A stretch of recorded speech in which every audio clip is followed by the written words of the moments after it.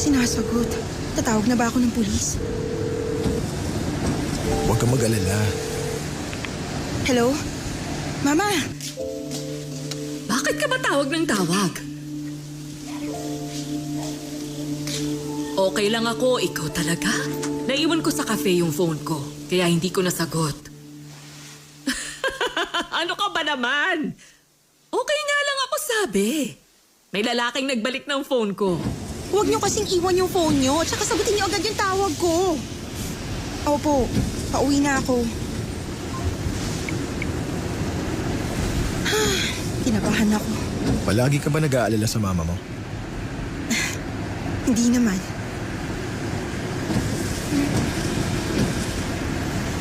May tatanong ako.